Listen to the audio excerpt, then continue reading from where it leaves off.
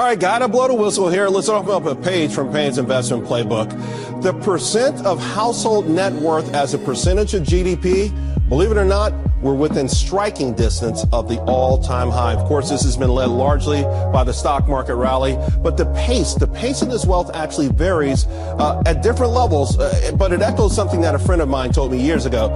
The first stick is the hardest. A stick, of course, being $1 million, and apparently that's still true. Check this out. This is 2014.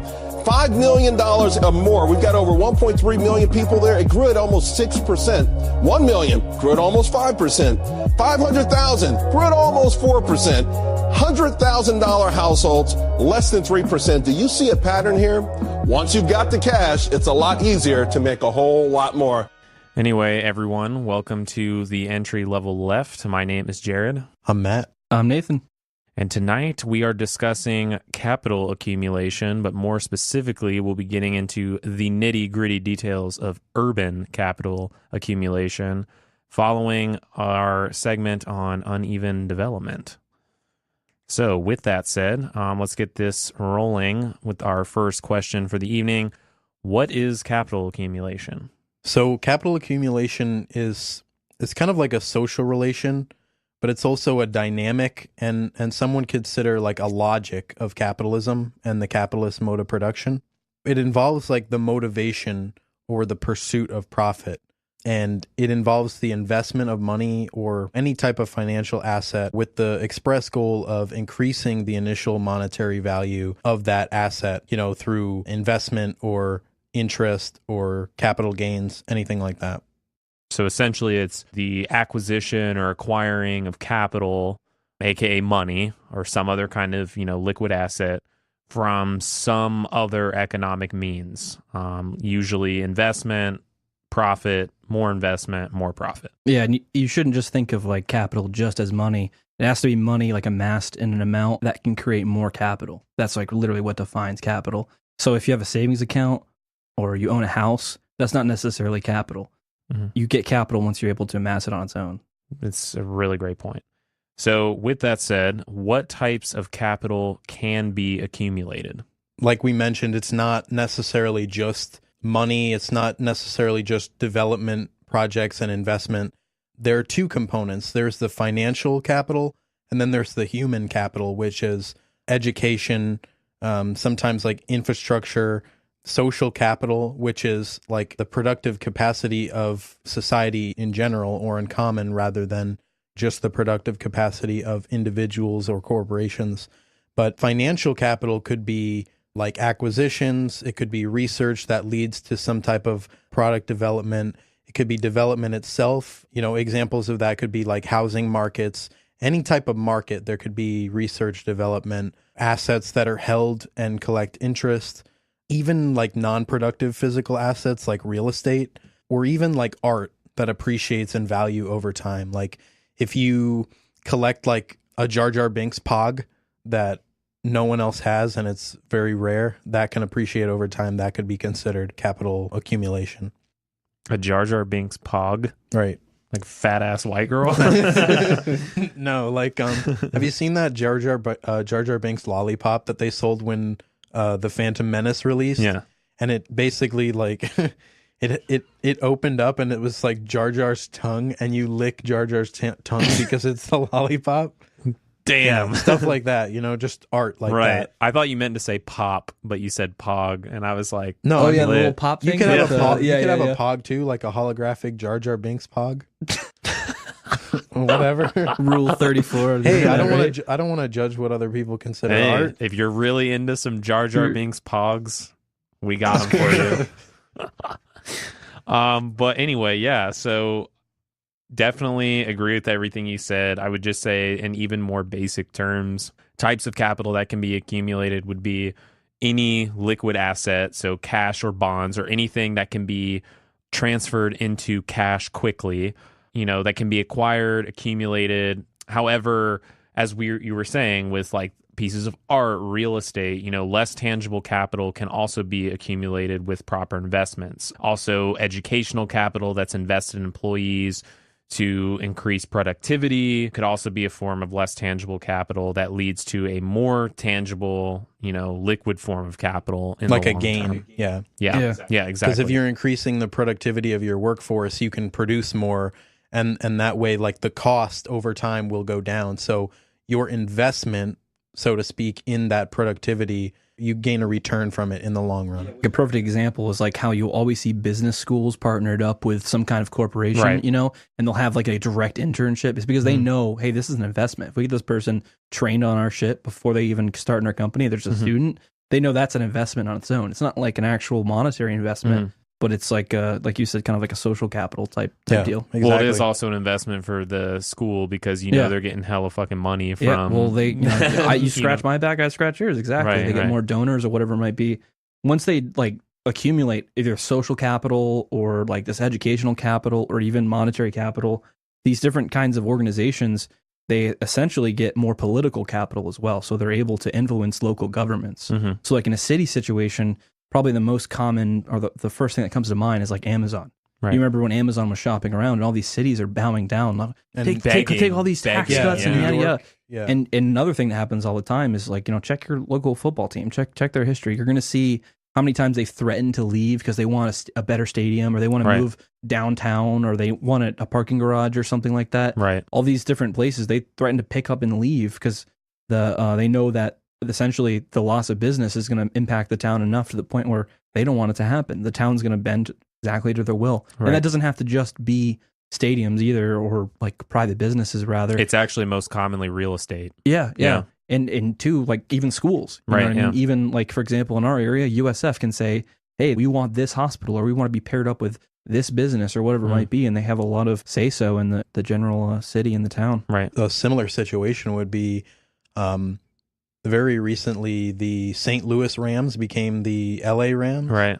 Yeah. And moved their entire stadium and their team and their franchise halfway across the country because I think it was issues with the city wouldn't allow them to, build additional. They wanted to make like some type of a dome or some structure and they wouldn't let them do it. These teams aren't owned by the city either. It's not like, they didn't invest in it. It's like these are private companies that make a profit. Except on their Green own. Bay, I think. Yeah. Which is, But I mean, That's successful. and that's the thing too is, they want these structures added to their stadium or something, but like they don't want to pay for it. That's the whole reason they threaten. They want public dollars to pay for it. And if the public doesn't shell out all this money, that in turn could have been invested in their own, social infrastructure or public infrastructure, then they pick up and they leave, and a huge chunk of, monetary investment that might otherwise come to that city is taken away or, left not in their districts anymore. Yeah. And this is kind of a preview to later on what we're going to talk about.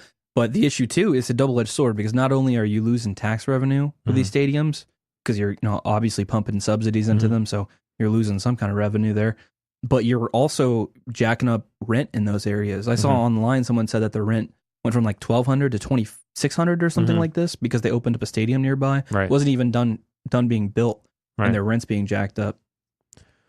The double-edged sword for the lower class. Well, there. yeah, and it of course that varies wherever you go, but I would just strongly advise, I know we're just using stadiums as an example. I would strongly advise our listeners to look up their local planning commissions, and you will see that the majority of the people that sit on your planning commission and basically every city in America are real estate developers. Like these are elected officials who make huge impacts on planning and development in cities across the country, and they all are connected by real estate and real estate investment. And that drives the entire history of American urban planning post World War II, especially in this age after the implementation of the neoliberal project, in the late 70s, early 80s. Yeah, so to take a step back and just kind of draw it back, this dynamic that we're talking about, this almost the logic of capitalism, this drive to accumulate capital, it's fundamental to capitalism. And the dynamic is intent on growth for growth's sake, like we've mentioned in previous episodes. So that applies to any market.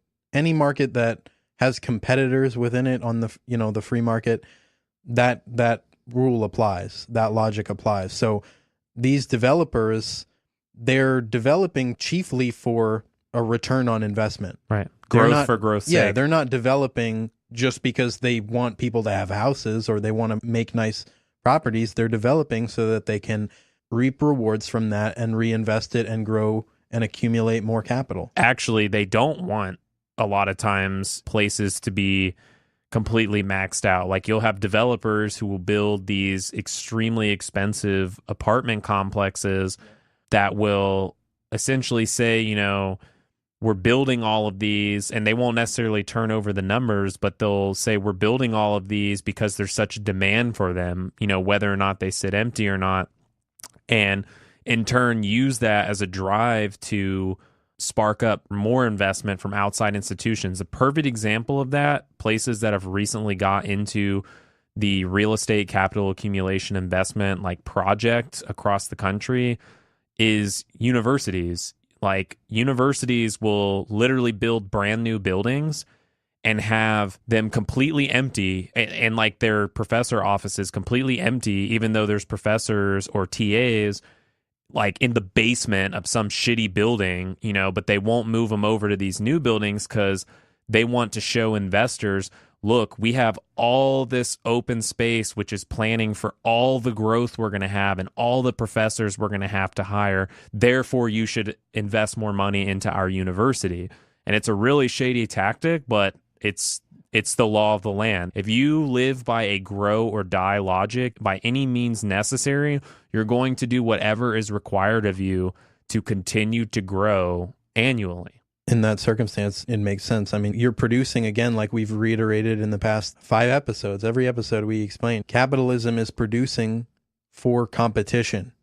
And the competition is in pursuit of this dynamic of capital accumulation. That's fundamentally what capitalism is about. So that economic system and the way it produces and the way it incentivizes people and actors in the market is integral in understanding a lot of the problems that we face in the urban environment, in the environment itself, climate change, like we talked about in a previous episode. So these things are all tied together, like, Jared mentioned previously, as a web. So with all that said, what factors would we say contribute to growth in a capitalist economy? Definitely both financial and non-financial capital in different ways contribute to growth in an economy, specifically a capitalist economy. So additional production usually requires additional funds to like enlarge the scale of production, whether it's building more houses in the vein of real estate, or whether it's building more commodities in any type of sense. It requires more funds and more investment to enlarge the scale of producing a commodity. So smarter and more productive organization of production can also increase that production without necessarily increasing the capital that is invested in it. And then finally, capital can be created itself without an increased investment by things like inventions, like the Model T, the Ford, the car, the internet. These type of things created capital and pathways and markets without necessarily having direct investment. And in a lot of cases, like we mentioned in a previous episode, like take, for example, the one we use, NASA. Elon Musk was only able to get his private space business going because of the infrastructure created by the public, because the risk was all taken on by the public and the taxpayer dollars. Through NASA. Through NASA. So, I mean, capital is not just money. It's not just bonds. It's not just, assets, but it's the human element of it as well. The way we organize, the way that we produce, the way we invest in ourselves and in the human component as well. All of these things contribute in their own way to economic growth in an economy, especially a capitalist economy. And even in our first episode, we talked about GDP. In my opinion, it's sort of a rigid way to define economic growth because it doesn't really consider all the factors of like the well-being of a society. But a lot of governments, I would say predominantly in the world today, use GDP as a way to assess how economically viable a country is, or a municipality, or even a region. And then they use that to show private investors, why they should invest their capital in those places. Going back to the initial question, what factors contribute to economic growth in a capitalist economy? In a capitalist economy, that's done by primarily increasing productivity, aka increasing the total value of goods produced and services provided each year. So that goes back to what you were just saying, GDP, right? It's not by any means, and we've criticized it on previous episodes, a way of assessing like true economic sustainability, but for all intensive capitalist purposes, it is a substantial measure of economic growth in a capitalist economy. Economic growth goes by the logic of if you grew twice as much last year, you need to grow 4 times as much the following year. And this factors to what is often called a productive growth rate of 3% annually based on GDP, right? So 3% being ideal, but between 2 and 4% is considered healthy. Either way, the economy is constantly in this mode of necessitating growth for growth's sake. Otherwise, it collapses. I mean, if you look at the 3% compounding over, what is it? What maybe like 10 years? That's, a 25-30% increase right in the overall production in society. And it's like, at that point, when you look at GDP as the only indicator of economic success of a society or success of a society in general, I mean, there's a lot of information left out there. You're seeing what they can produce, but you're not seeing how they feel about it. You're not seeing whether the workers are overworked and a bunch of other information that is just as viable and necessary. Right. It's literally just a measure of how much have you increased the total value of goods produced and services provided each year. We could literally write a whole episode just based on why GDP is flawed. Just the biggest criticism that we have is that a lot of times the wealth is all concentrated in one area. You know what I mean? Mm-hmm. So if you look at the medium household income, it could be super low, but GDP can be soaring that year. Yeah, I mean, and even going back to the contributing factors of economic growth, inventions can be one, additional production, additional investment, even like an increase in efficiency in production can be a factor of economic growth without necessarily increasing the capital. But then there are things like discoveries of new assets, like discovery of oil or gold or minerals in a specific place, right? They don't necessarily have to involve just money, but it can involve the opening up of new markets as a means of capital accumulation as well. Any type of potential there could be considered a potential opportunity for capital accumulation. One of the most heinous things that's like a non-capital type of capital accumulation is increasing market share. A lot of companies like Netflix or Amazon, they'll forego profits. They'll hit or miss every year on their profits, absolutely. But they know that in the future, they're going to hold a huge market share. Right. That pumps their stocks up. It makes everybody confident in the company. And it keeps I mean, it that's going. basically an investment, right? It's exactly. pretty much an investment. So we've talked about how capital can be accumulated, what can be accumulated, what factors contribute to economic growth, but what are some of the crises that are associated with over-accumulation of capital? I would say the crisis of over-accumulation of capital tends to occur when the rate of profit in an enterprise or in a country or whatever is greater than the rate of new profitable investment outlets in that particular economy or even in the world economy. And this usually comes about through increasing productivity from a higher capital input to a labor input ratio. So they're putting in more capital in investment than they are labor. And at that point, they're over accumulating and it depresses the wage, leading to stagnant wages and high rates of unemployment for the working class, while excess profits search for pretty much new profitable outlets to invest in. And I think it's important to note that Marx believed that this was sort of the main internal contradiction or conflict within capitalism that would ultimately cause capitalism to fail. Just to contrast, I would say a socialist economy wouldn't base their production on the accumulation of capital.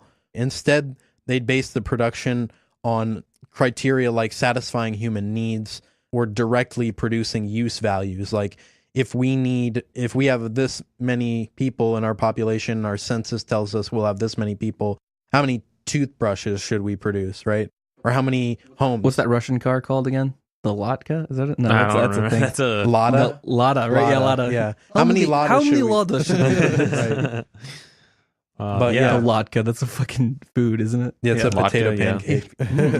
But Which are great, actually. yeah, they are really good. Super good. But yeah, I mean, and how, a socialist economy would actually go about dealing with that. We don't necessarily have the answers, but I think what you said is essentially a good point to bring up. And yeah, I think in terms of what are the crises associated with overaccumulation, I think you've pretty much just hit the nail on the head.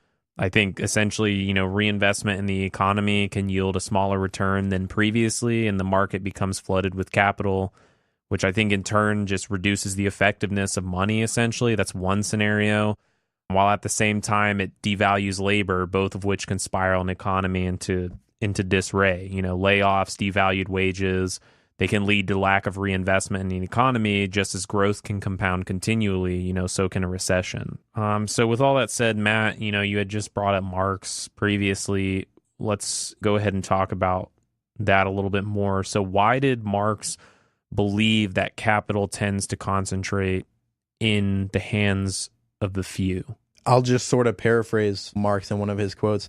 He says, the battle of competition is fought by cheapening commodities. I mean, it's a simple phrase, but that really encapsulates everything. If we want to think about commodities, commodity can be anything. It could be anything that we produce. And Marx, some would say even considered money to be a commodity. Free competition in a capitalist sense is this idea where people with capital can come and they can start a business. Doesn't matter what it is. There's no restrictions on it. It doesn't matter if there's a particular need for that business in the area. Like, if I wanted to start a pizza joint, I could go and open a pizza joint, even if there's like 10 other pizza joints within 2 minutes walking distance, and no one could stop me. But the competition between my business and other businesses surrounding me would either make or break my ability to accumulate capital and then, reproduce what I need to continue my business, to pay my employees, so on and so forth. It's really that battle of continuing to compete and cut costs, which, like we've mentioned before, ultimately has a downward effect on wages. And who gets affected the most by that is the workers. So the cheapness of commodities, as Marx would say, depends on the productiveness of labor. And this, again, on the scale of production, like we mentioned before. If you have a larger scale production, your production is going to be more efficient and you're going to produce more goods, usually. And then, therefore, from all these pretenses, the larger capitalists, the Dominoes, the Papa Johns, well, I mean, they're kind of racist. So, I mean, I feel like they're getting their own market retribution from what the founder said. But, these larger corporations like Pizza Hut and all these other ones are going to be stiff competition for these, New York pizzeria like Gino's Pizza or, Lombardi's Pizza, whatever is in your area. There's a million of them. But they're going to be competition because to what extent does someone want that Gino's Pizza and they're willing to spend the $20 for a medium pizza where they could get a $5 pizza from Little Caesars or something? Right. Yeah. It's this competition that the market creates from these individual actors on it that ultimately leads capital to accumulate. The acquisitions of companies and mergers, those are, methods of capital accumulation. And that's really the logic of capitalism. Yeah. And the further you go down that road, the more wealth that is accumulated into one company, the harder it is to start up something to compete with that company. Right. Yeah. And like some things are so far Or they'll gone. just buy you the fuck out. Yeah, like we Yeah, were just yeah. talking about, market share, right? Mm-hmm. If you don't have any Gino's pizzas in your area, you're more likely to go to the Hungry Howie's or the Little Caesars, Yeah, right? yeah, and they can buy ads, they can be on every corner, they can make ridiculous promises like 30 minutes or less. They when they have that much established capital, they can really flex on you. I mean, I think too, with the like mergers and stuff. Yeah, I mean, those mergers happen, or it doesn't even have to be a merger. It can just be like a super massive conglomerate or super massive corporation that just buys out any even potential competition. I mean, there's whole teams of people that work for these gigantic firms that just spend their entire day looking up smaller startups to either buy or patents that aren't already patented so that they can buy those patents and then sue the shit out of people when they're used, which again makes them a lot of money because they have teams of lawyers to do this, et cetera, et cetera. But going back to the initial question, why did Marx believe that capital tends to concentrate in a few hands? I mean, I've said it before, I'll say it again. What are capitalists competing for, right? If they must continue to grow, at some point they also have to eliminate competition. So this idea of, oh, the market, you know, when it gets too hot, it cools itself off, and when it gets too cold, it warms itself back up. It's bullshit, because you always have to ask yourself, what are they competing for? What is the competition all for? It's for total fucking control. And in a kind of liberal or social democratic sense, you know, yeah, they will use the hand of the government to benefit a small, select few corporations, as we see on a daily basis in our state of Florida, especially with the real estate industry. But at the same time, you have these libertarian arguments which say that the reason corporations are so massive and the reason they're so corrupt is because of big government, which steps in and gives them all these things and blah, blah, blah, blah, blah. Well, we've also seen the alternative where there is extraordinarily limited government and corporations have free reign. They do the same fucking thing anyway, whether the government's there or not. All that we have now is a limited form of government that when it does want to actually step in the market, it's to bail the market out, benefit the market in some way, make sure the big guys are doing just fine. It's this inverted socialism of sorts. It's the priming the pump, as you know, Keynes would say. Insure the banks, insure the crop, if they subsidize corn. Right, but if they weren't there, if it was completely laissez-faire, not only would it still tend to do the same thing, but capitalism would just completely barrel in on itself. It would be in a constant state of collapse. It would be in a constant state of collapse. Because the invisible hand is invisible. Right. Because it doesn't exist. It's jerking you off. Yeah. Right. Yeah. There you go. The invisible hand is jerking off Jeff Bezos. Right. So what did Marx say? The invisible hand jerks off Jeff Bezos and makes hella fucking pizzas. End quote. Das Kapital. Right. Das Kapital Volume 2, page 534. Yeah, right. So anyway, moving on. So what are some of the characteristics of a declining or stagnant capitalism?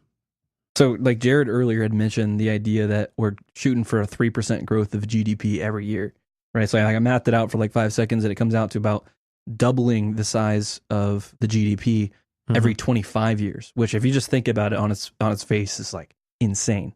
That's like 3 times as fast as population grows. So where exactly is all this money coming from? You know, where is it all accumulating? And when it doesn't, eventually it does fail, right? Whether it takes 10 or 20 years or whatever, there's a recession or a depression or whatever. Yeah, because there's so much produced and then no one to buy it. And it's like the from the competition, the wages are so depressed that people can't even buy what the capitalists are selling. Yeah. And the outcomes, they're not even really controversial. Like you can go look on like Investopedia. I think that's where I pulled these from. But like there's a few main categories. Like when GDP isn't growing, businesses typically start to divest.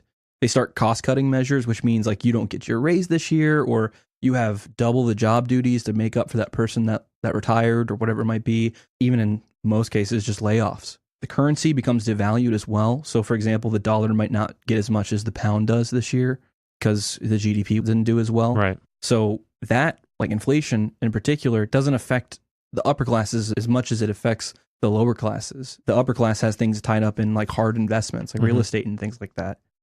Interest rates will be decreased, which on the face of it seems like a good thing because it's like, well, that's a great time to get a house or something like that. Yeah. But in a recession, it's not the middle class that's buying houses or making investments or at that purchasing point. all that real estate, or starting a business or whatever. No, it's the capitalist class. So this is what makes it sort of like a catch-22 because as we talked earlier, you know, while GDP is growing, there's not really any particular benefit for the lower class, the working class. Well, yeah, I mean, the relationship remains the same of exploiter and exploited because if you look at it, it's like you said, in a recession environment, the people with the most money are just going to have a field day buying up all these properties. And then once the economy through, in most cases, you know, some type of social program or some type of government interference, then, you know, all this money is reinvested through the public sector into the private sector, you know, with the bailouts and all that stuff. And then at that point, they just consolidate their wealth even more. And so there's never any exchange or any real justice done there. It's always maintaining that order of exploiter and exploitee. Well, a perfect example too is like exactly what we've just kind of been getting to is, recession in real estate. You think about 2008, right?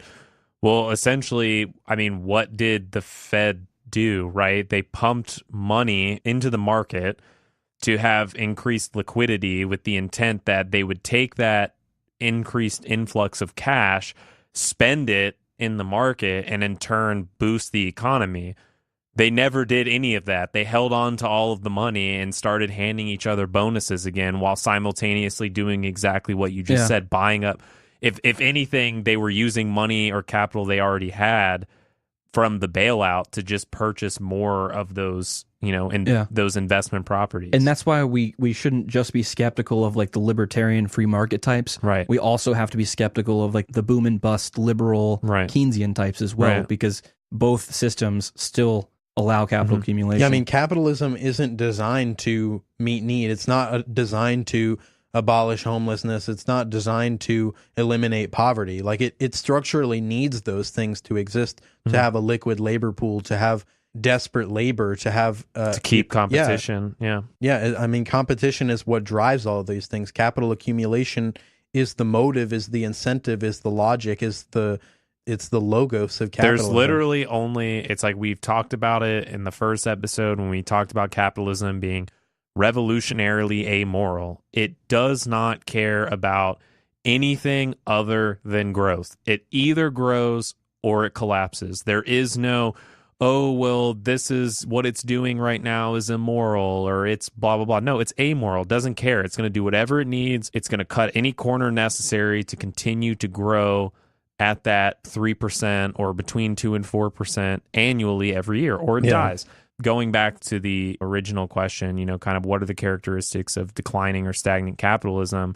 I think we've already kind of hit on most of this. I would just add, I think a large element of it is this hyper-financialized element that we've been kind of discussing with neoliberalism. So in the current age, supply and demand is pretty much done away with. I mean, a lot of capitalists and neoliberal capitalists specifically, they make their money off of moving money or exchanging investment, maybe in the form of mortgages and liquid assets, with the intent to produce long-term accumulation largely based off of interest. If we have any new listeners tuning in for the first time, just so we can be clear about what constitutes like a capitalist versus like a petty bourgeois, if you're gaining the majority of your livelihood off of non-labor or moving money around or investment or interest, you're a capitalist. Yeah. But if you sell your labor to an employer in any respect, it doesn't matter if you're making $120,000 a year, it doesn't matter if you're making $400,000 a year. If you are laboring for your salary and selling your labor and your time to someone else, you are not a capitalist. Capitalists make their money off of primarily non-labored activities and investment and interest and capital gains. Yeah, but what if you write a book and then run for president and then have like $1 million? Are you a Gulag. Gulag. No. Bernie gets the gulag. Yeah, no, I'm just kidding. But anyway, yes, thank you, Matt, for that clarification. But I mean, going back to this idea of hyper-financialization, it's like this quote-unquote stagnant capitalism, neoliberal capitalism, whatever this fucking hellhole is that we live in currently. It's Tampa. Money is primarily made off of money. It's not like capitalists or these kind of lucrative businesses are making money off of just, we make cars and we sell cars or whatever. Their sole job is to be a mediary between two other mortgage brokers, for instance, and they collect a little interest fee off the top of that mortgage or something like that. I mean, and keep in mind, this is stagnant or capitalism in decline to us, people who live in the hellscape of our current reality. But I mean, this is a great time for capitalism. This is just another way of it reinventing itself, making more and more and more and more fucking money while employing fewer and fewer and fewer and fewer people. It's a game that it continues to successfully play and continue playing and continue winning. Yeah. So, I mean, another example, you bring up like mortgage brokers, but like a real concrete example of that is I have a friend who actually is really into and involved in like Forex trading, which is foreign exchange. And basically you pay a broker to kind of like hold your money in transition between converting between currencies. And these people make educated guesses on, for example, what's happening in the UK with Brexit right now. They speculate on these like political and socioeconomic events that are happening. And then they use that information to kind of determine whether, you know, this currency is going to go down or this currency is going to go up. And then they invest in a currency market through a broker. So this broker is making money off of this person's speculation off of money. And it's like, how abstract do you have to be about how you're making money? I mean, it gets really ridiculous sometimes. But ultimately, I would say, you know, just as a final note before we move on, in a stagnating or what some would consider like a decadent capitalism or a late stage capitalism, which we're currently in, the accumulation process is increasingly oriented towards investment on like military or security forces, real estate, financial speculation, like we were just talking about, and even like luxury consumption, you know, like your Yeezy Boosts or whatever the fuck you're, you know, interested in. So, I mean, in that case, you know, income from, you know, value adding production will necessarily decline in favor of things like interest or rent, tax income, and even an increase in the level of permanent unemployment. So all of these things benefit the ruling class. All of these things work in creating a sort of a stagnant capitalism and an accumulation process that trends toward investment in these things like build the wall. That's what I'm talking about. Like investing in these things that are like security or security forces, real estate, anything like that. That's what decadent or stagnating capitalism leads to, because you're running out of markets to really reap gains off of. That's why you have Disney moving into the distributed services market where they're trying to compete with Netflix and all of this stuff. They're running out of ways to squeeze the working class for, you know, the consumers of their money. but it's been effective because they've effectively killed the fuck out of cable. And yeah, and I mean, millennials are killing Buffalo Wild Wings and the napkin industry. Okay, and... I'm in favor of both of those things. So, but anyway, you know, moving on and getting into one biggie before we get into the big biggie of urban capital accumulation. According to Marx, what are the origins of capital accumulation?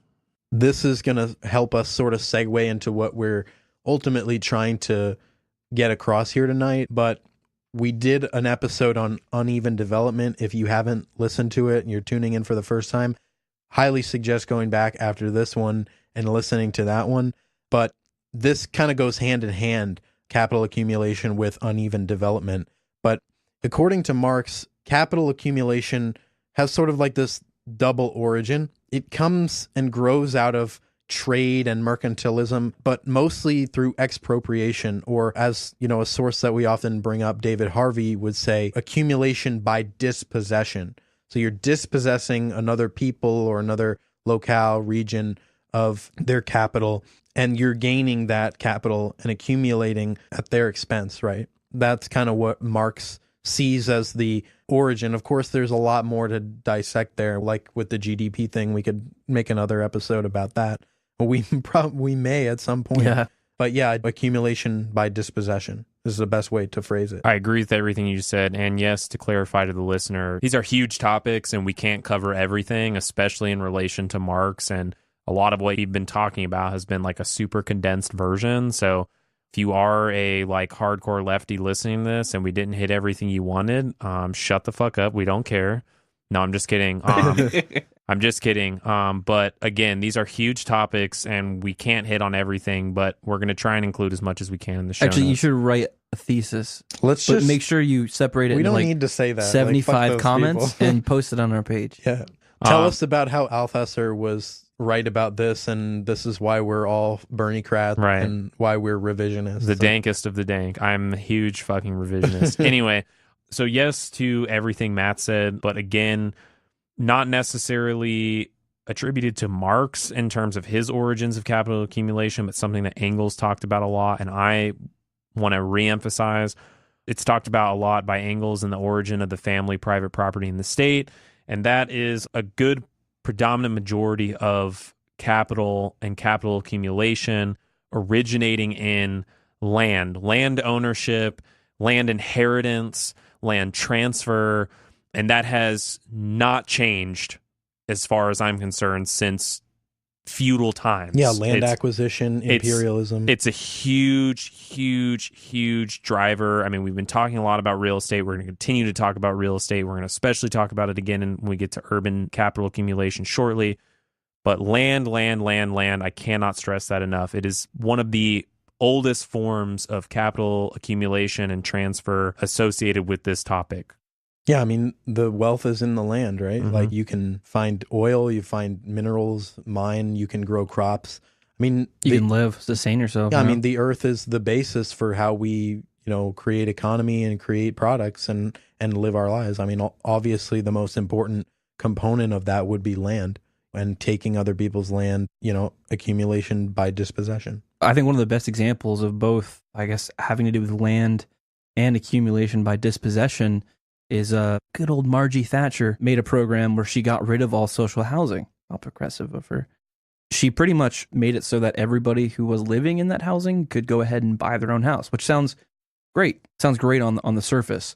But in reality, no one's obviously financially well off enough to afford their house, so they're going and financing it through a bank. They're getting interest rates.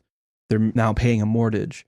So instead of using a publicly owned good and, it coming from the state, it's actually now benefiting corporations. The state benefiting the private enterprise by making those public assets available to be subsidized and rented out by the bank. The state basically becomes a facilitator of capital accumulation. Yeah, exactly. Yeah, and even banks in general, the way they can accumulate property is actually kind of amazing, because what people don't understand is that when you put your money into a bank, let's say that you're putting in $10, they can actually loan out $100. If there's only $10 in your banking network, they can actually put out loans 10 times the size of whatever they have in the bank. Mm-hmm. They're literally creating money. If you look up the fractional reserve system, that's what you'll see. Right. So when you think about it, when you're buying a house and they're giving you a loan, that credit they're giving you doesn't actually exist. They're not actually putting anything up on the line when they sign that contract for you to have your house. Yeah. And if you stop making your payments, if you stop essentially handing them a profit, they take your property.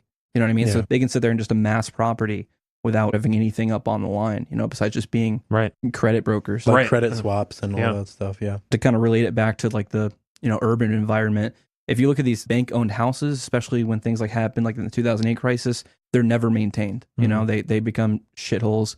And they usually, the ones that become shitholes are the ones that are already in neighborhoods that are kind of... have been disinvested in. Yeah, because they know, hey, this isn't going to sell, so we'll just stop touching it. Like, that's a huge problem that happened in LA. Sort of the cherry on top for tonight's discussion leads us to this intersection of capital accumulation and previous episode topic, uneven development, which, again, if you're not familiar with that, please go back and listen to that episode. There's a lot of great information there for you and a lot of great resources to get up to speed on this. But with that said, we want to talk more about this intersection of these two very immense concepts. So my question that I posed to the group would be, how does uneven development intersect with capital accumulation? Going back to last week's episode, focusing on this idea of uneven development, both in the global north and global south, and also in cities, the continued growth of the West or the global north is at the continued extraction of wealth from the global south. So the continued accumulation of capital on a smaller scale in Manhattan, for instance, is at the continued extraction of wealth and public investment from the Bronx.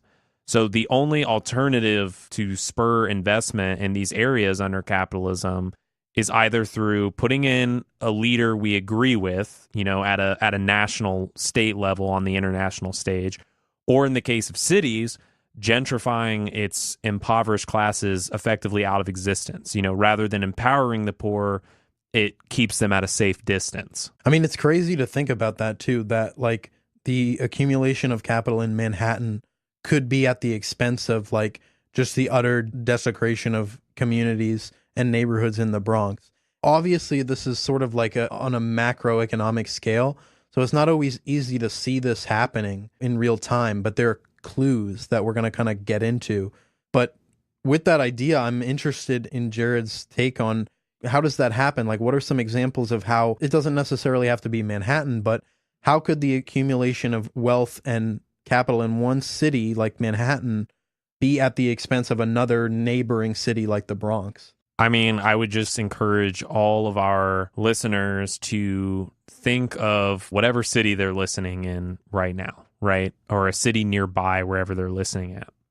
There's probably an area that you can think of that is wealthier, has probably nicer roads, so greater public investment, is more focused on in terms of historic preservation, renewal projects, Streetlights, benches. streetlights, nicer benches, anything that is trying to drive more capital investment into that area with the intended effect of greater capital accumulation in that area for the businesses there, for the real estate there, even for the municipality that's there, or, you know, one of the municipalities that could encompass more than one area, that it may be their main economic driver. But I think anyone in any city across the country can think of an area like this.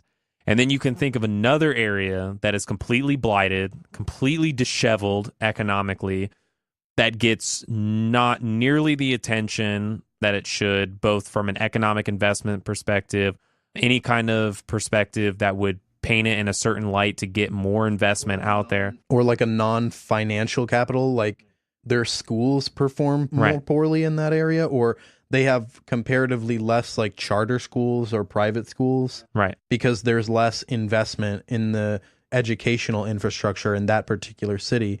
Because all of these factors considered, there may be no incentive for a business to go and build a school there, right? Right. Because if there's more incentive to go into this richer community because there's more consumers in that market, then why the hell would a private business go build schools or anything else? Right. And the public sector, especially under neoliberalism, like it follows the private sector. So wherever the private sector is pumping money in and they want more public investment in, they're going to get it. So we, the shopkeepers, association of this particular street, believe that X avenue needs to be improved immediately, or we're gonna, I don't know, or it needs to be improved immediately so we can hire more employees, so we can expand our business and create more job growth.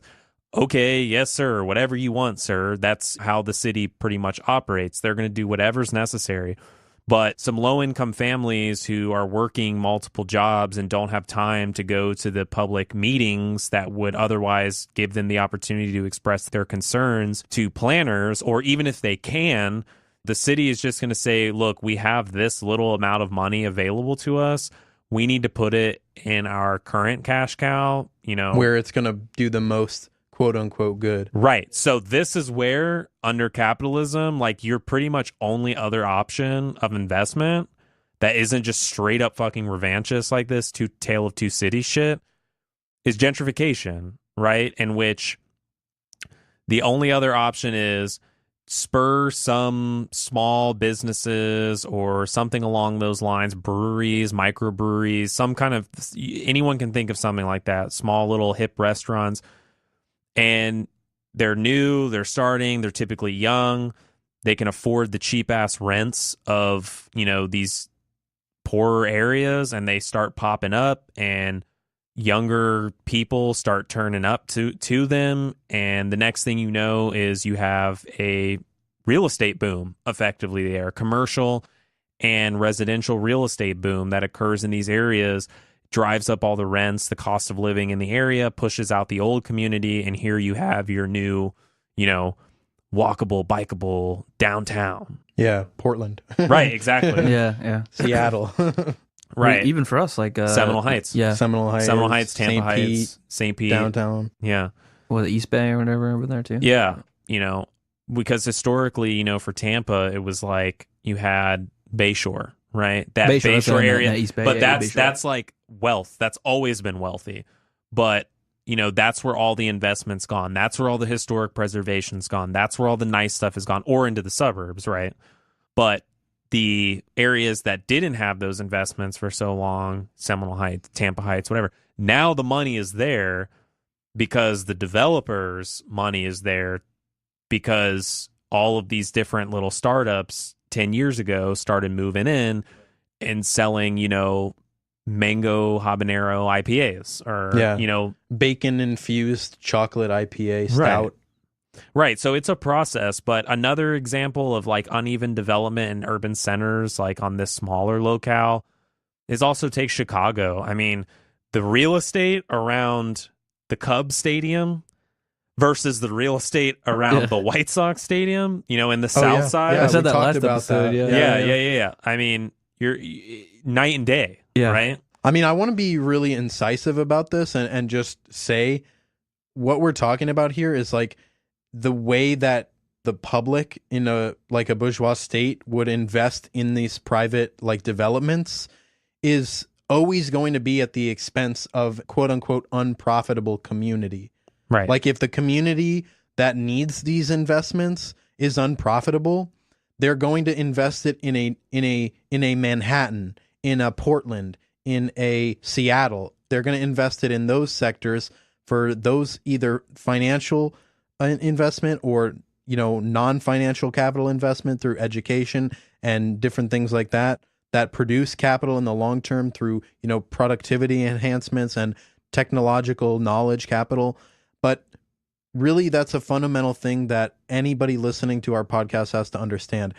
These things, these logics and these incentives under capitalism that create capital accumulation as a concept, they are naturally made to be in the benefit of one person or in the benefit of one a few, the deficit to another. So there's always an exploitative relationship in anything under capitalism. And that's why we'll say and reiterate throughout, I think we can all agree everything about capitalism and the way it works is inherently and endemically exploitative. And there's no way around it. For the listener as well, just to help envision a socialist city, the alternative is not that we would ban you from going and drinking IPAs or not allow for redevelopment of housing, because this is the thing. It would never, under socialist society, be in disrepair, right? Housing would be a guaranteed right for all. They would be commonly and publicly owned. They would be ran by probably democratic housing tenants unions of some kind. Exactly. And you guess what? You can still go down the street and have that mango habanero IPA, but you better believe that motherfucker is democratically owned by the workers right. who made that shit. Yeah. So it's not and that your $8 is going, right into the pot, not right. into Daddy Warbucks. Or it could be cheaper because the workers are like, we just need enough to pay each other. We don't need to give this CEO guy a bonus. Yeah, right? Stupid ass bonus.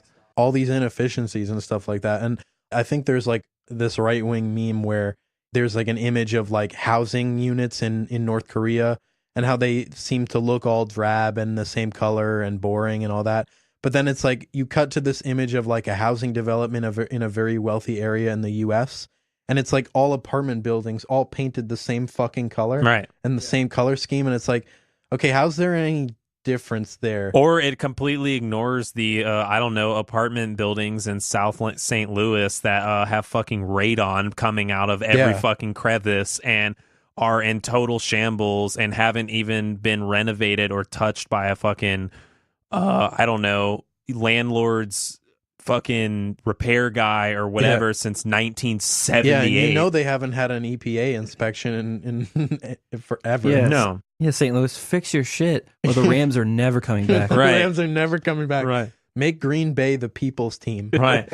But I mean, also too, that meme's hilarious because it's like, North Korea, I'm not going to glorify them at all, but it's like guaranteed housing in a state that has no fucking economy because it's completely sanctioned off from the rest of the world. I mean, it does have an economy. I'm not saying it doesn't have an economy, but it's completely just sanctioned and severed off from any major form of capital resource that could develop their society any further. And even if you don't want to get that harsh, even if you look at Havana, like you're talking about a city that guarantees housing kept all of its, beautiful architecture from, even its decadent days as a colonial paradise. Yeah, for a bunch of American elites and shit.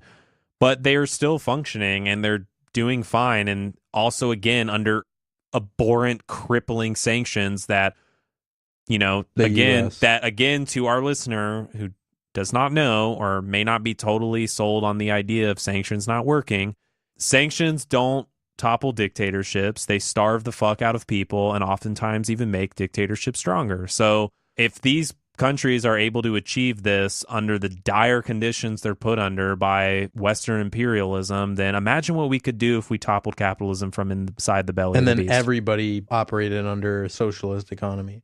Part of the reason why the right-wing talking point is so insidious, it's like socialism can't work as an island, Right. I mean, you need an international proletarian movement for it to be viable, because capitalism is always going to be the aggressor in that situation where, it's wanting to invest and move into markets, and socialism wants to make sure that everybody is provided for in a particular locale. And there's no need for it to, allow private investors to come in there because it's already working as intended.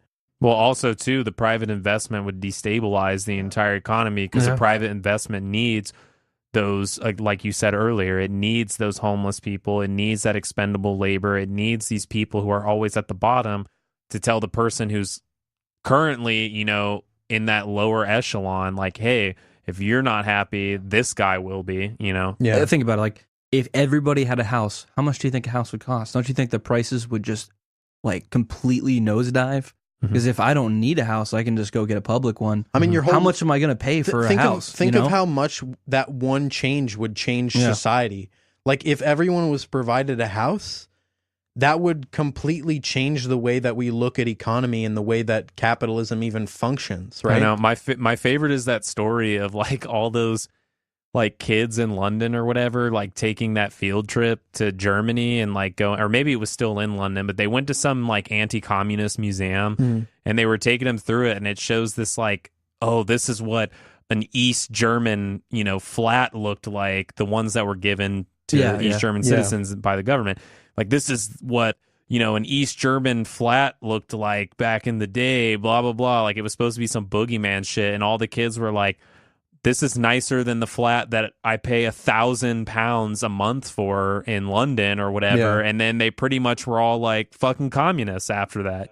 Yeah. I mean, it's just no, we're not advocating things that didn't work in the former Soviet Union, but a lot of shit did. A lot of shit did work. And I'm unapologetic about that. A lot of things were good in practice and good ideas, and we can continue them without being problematic. Just to give people the facts on that comparison you made, definitely there are things that didn't work under the Soviet model. Definitely there are things that did work in some sense. Just to give people an idea, the move from communism to capitalism in Russia after 1991, it was supposed to bring about this unprecedented prosperity, when give Mikhail Gorbachev his Pizza Hut, his long-desired Pizza Hut. He got the Pizza Hut, but by the time of the ruble crisis in August of 1998, output had fallen by almost half, and poverty had increased from 2% of the population to over 40%. So I would say Russia's performance since that time has been impressive, and its gross domestic product remains at almost 30% below what it was in 1990 today. At 4% growth per year, it'll take Russia's economy another decade to get back to where it was before communism collapsed in the 90s. So that's hard facts, and anybody listening can look that up. So that's kind of like what I said in episode 3 on neoliberalism, was that even in Chile, for example, when they'd switched to a completely pro-capital system, it still took years and years before there was any sort of economic advancement. So this kind of liberalization of trade and things like that doesn't necessarily just equal growth. But it does have a pretty immediate benefit for the capitalist class. Oh, yeah. That's everybody where, around it is really excited. Yeah, that's where that logic comes from. And I mean, yeah, you want to talk fucking development right now? Talk about a motherfucking feudal ass agriculture society going from a feudal ass agricultural society to sending a motherfucker in space in a very short amount of time. Pioneering the cell phone, doing all these things that capitalism could only really dream of, to be honest. They created motherfucking Tetris, guys. The most played game. Tetris was created by a Russian man. Yeah. And you can thank communism for that. Right. Anyway. With that, the last question I want to pose to the group would be, what is this idea of quote-unquote new urbanism? And how does the intersection of uneven development and capital accumulation, like we were just talking about, ultimately affect the working class most negatively? To keep it really brief, because new urbanism is like some shit that they have conferences on, you know what I mean? But essentially, new urbanism, it's this movement in planning primarily for better walkability in downtowns, greater sustainability efforts in urban development, et cetera, et cetera. But in reality, like, it is a neoliberal class project because it was started and developed under neoliberal pretenses and under neoliberalism. And, you know, so this idea of like walkability, bikeability, sustainability, you have to ask for who and for what. And more times than not, it's for the rich or the affording classes, you know, rich developers and so on. So, you know, most playgrounds of new urbanism are in, you know, these like working class neighborhoods that predatory real estate developers and investors can redevelop, but under a particular lens of progressivism that's particularly revanchist in nature. It's effectively gentrification, and it displaces, you know, the poor while profiting off of their culture and identity at the same time.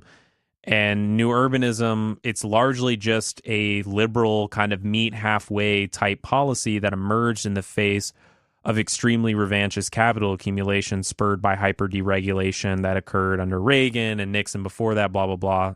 See episode 3, neoliberalism. For some listeners that may not be familiar, what would you consider like revanchism to be? Like, what is a good definition of revanchism? I mean, revanchism, I don't know if I'm going to give an exact definition here, but like revanchism is essentially like it's the taking or the seizing of land or urban space with the intent to drive capital accumulation.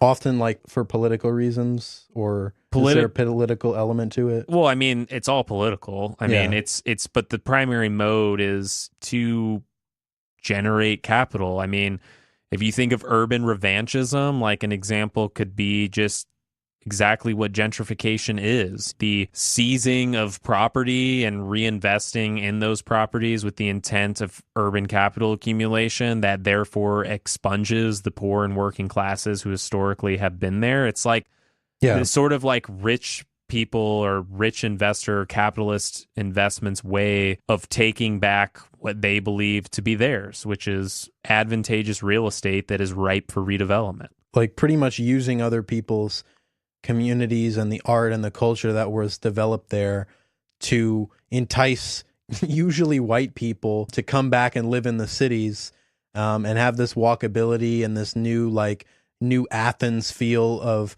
this open society. Like Jacobin wrote an article many months ago that is actually really interesting from like a cultural standpoint, but they call these people that are gentrifiers and people that are moving into these communities and consuming these things and are the primary market for these, you know, revanchists. They describe them as the new aristocracy, like the new nobility. These are like the people that meet in the park on Sundays to do yoga. And these are the people that are buying the IPAs and, you know, going to get the acai bowls at the, you know, the health food store. And these are the people that are the target. These white collar business administration class people, these are the main targets for these investors that are trying to displace the working poor from these communities. And ultimately they do that through rising rent. They push these people out of the communities because they say, okay, well, we've got a TGI Fridays on the corner now, and a lot of people come here and they don't want to see homeless people around here.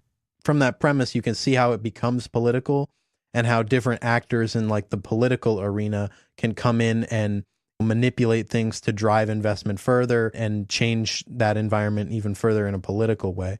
So it's all connected, like we say. They're not even necessarily controlling all the landlords, too. It's just the landlords see what everyone else is doing, and they follow suit. If the rent down the street raises and the stadium pops up over there, we kind of get the idea, rent's going up for everybody. It's not just the, general like taking of land in these communities that previously were disinvested in, but it's also a series of political actions and political processes, kind of what you were referencing earlier, Matt, that allow for that to happen. And that's not just in the form of particular like laissez-faire, like zoning laws or real estate laws and such. It also is in the form of policing, like cracking down on communities to make sure that they stay out, and make sure that that area is safe for the new patrons of X, Y, and Z, investment. And, the person who coined this terminology is Neil Smith, who's famous urbanist, urban geographer. I'm quoting here. He coined the concept of the revanchist city to capture the disturbing urban condition created by a seismic political shift, whereas the liberal era of the post-1960s period was characterized by redistributive policy, affirmative action, and anti-poverty legislation. The era of neoliberal revanchism was characterized by a discourse of revenge against minorities, the working class, feminists, environmental activists, gays, lesbians, and recent immigrants, the public enemies of the bourgeois political elite and their supporters. And then he goes on to use like New York as an example of like broken windows policing, like paved the way for like strategic reinvestment, and like the Bronx and Brooklyn and all those. Like, what is broken windows policing? I'm not familiar with oh, that. okay. Well, okay. That's a good That's thing. some Malcolm Gladwell shit. No. That's a good thing that you asked that, because I'm sure there are listeners probably wondering the same thing. It was essentially this notion started by Rudy Giuliani and the police chief under him at the time of like going after anyone for any small minority of a thing. Stop and frisk came out of that. Hop in the turnstile at the subways.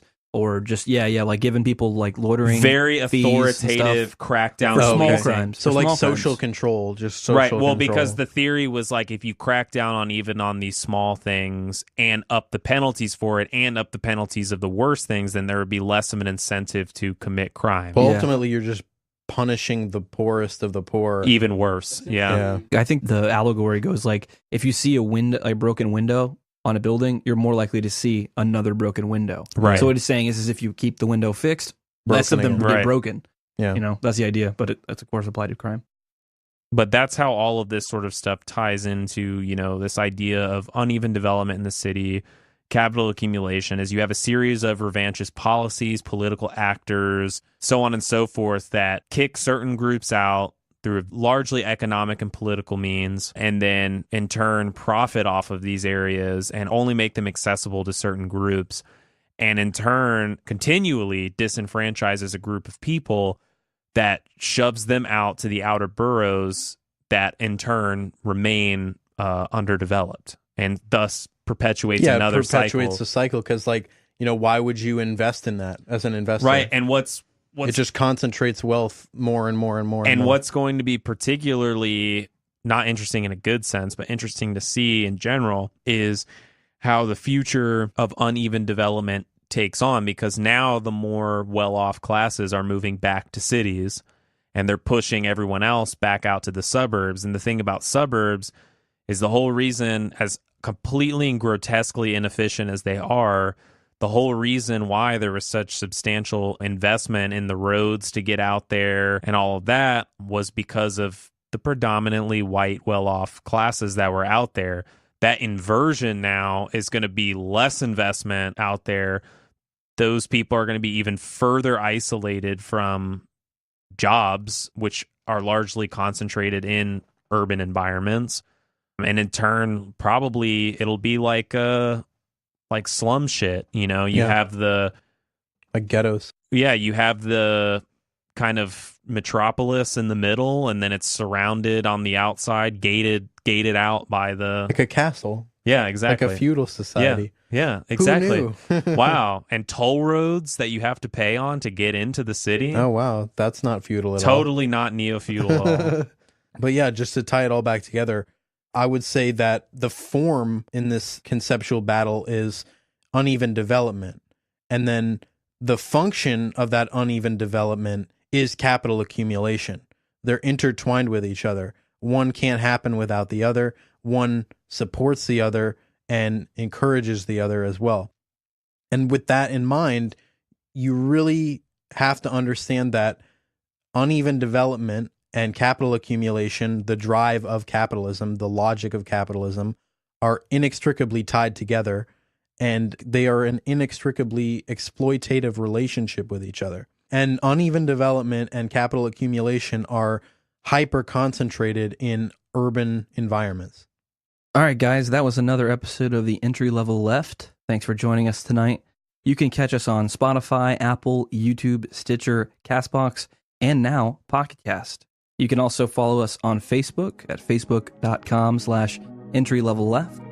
And again, thanks for joining us tonight.